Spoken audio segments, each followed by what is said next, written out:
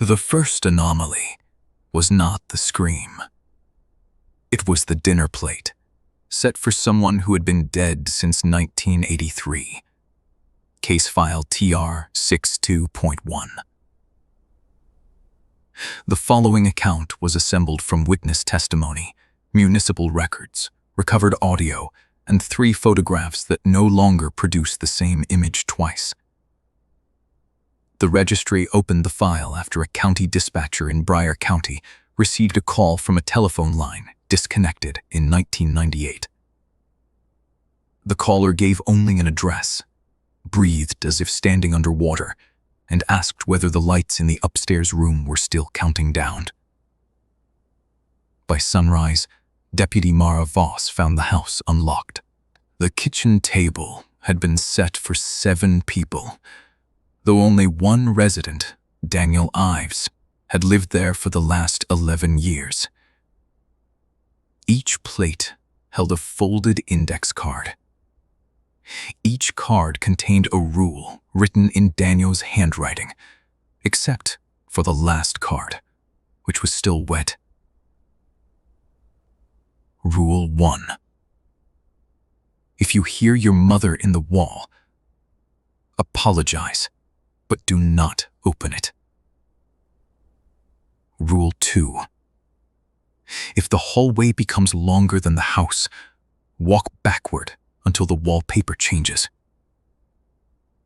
Rule 3. If a child asks for your name from under the floorboards, give it the name of someone already dead. Daniel's sister identified the handwriting and then refused to continue reading. She said the rules were not warnings. They were invitations. The first photograph showed the upstairs bedroom. There was no furniture, only black mildew in the shape of a kneeling man. The second photograph showed the same room from the same angle, but the stain had moved closer to the lens. In the third, the stain was gone, and a hand pressed against the inside of the camera glass. The registry technician who cataloged the images resigned the next morning. In his exit statement, he wrote, "I have cataloged fires that burned cold, and children who returned speaking with adult voices. I have never seen evidence look back." Daniel's journal began normally. He wrote about storm damage, unpaid taxes, and the sour smell in the north wall. Then, the entries narrowed into a single obsession.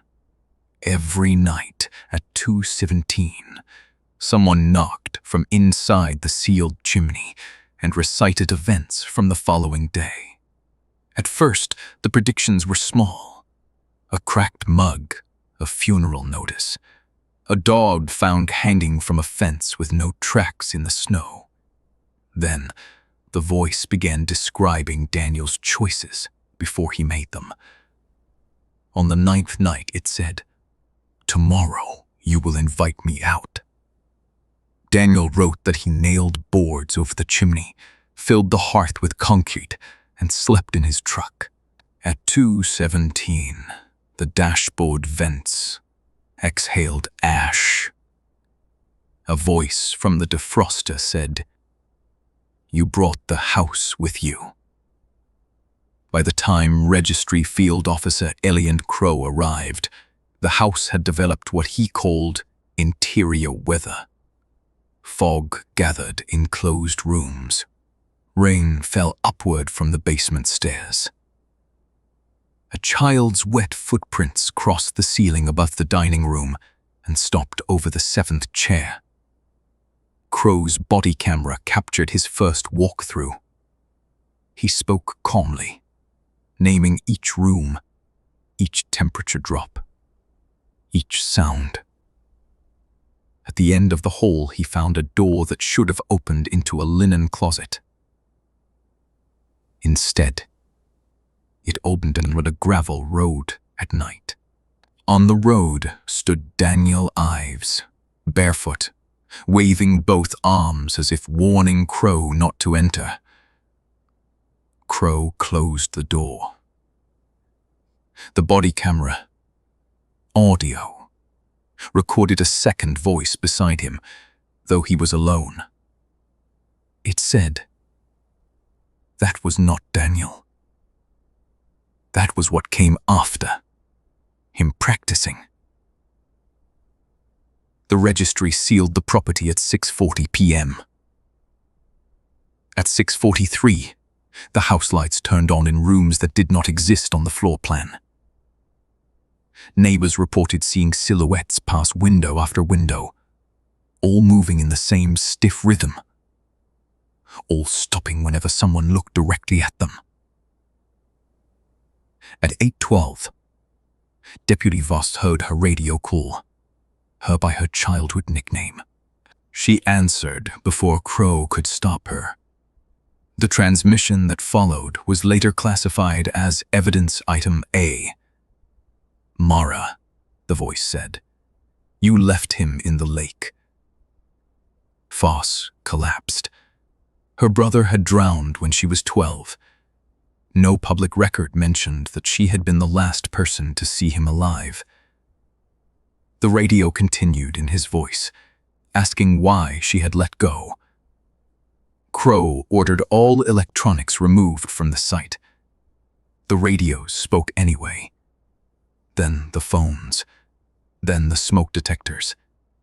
Then the fillings in Voss's teeth, vibrating words against her jaw until she bit through her tongue. The entity was not haunting the house. It was using the house as a mouth. Daniel's final journal page was found beneath the 7th plate. It had not been there during the first search. The page read, "It does not want to kill us. Killing is too quick. It wants witnesses. It wants every secret spoken in the voice of someone we failed." At midnight, Crow attempted containment protocol. Salt-lined, iron pins, negative pressure seal, audio blackout. For 11 minutes, the house was silent. Then every boarded window filled with faces, not pressed against the glass from inside, printed in the glass, as if the panes had remembered people. One face was Daniel. One was Deputy Voss's brother. One was Crow's father, who had died before Crow was born. The 7th face had no features at all, only a mouth opening wider and wider until the glass bowed outward like skin. Crow's last transmitted words were, "It is counting us." The house burned for 9 hours after the county authorized a controlled demolition. Flame consumed the roof, the walls, the foundation beams. At dawn, only the chimney remained. Inside the chimney, investigators found 7 clean plates stacked neatly on the ash. One index card rested on top. Rule 4. If you are hearing this, do not finish the story aloud. The registry closed. Case file TR6201 with a provisional classification. Communicative architecture. Grief-fed. Migratory. 3 weeks later, a woman 2 counties over called emergency services to report knocking inside her apartment wall. She said a voice was telling her what would happen tomorrow. She asked the dispatcher whether it was normal for the hallway to be longer when she walked backward. The dispatcher placed her on hold and notified the registry. While she waited, every phone in the call center rang at once. When the operators answered, each heard a different dead voice, whisper the same sentence. Set another plate.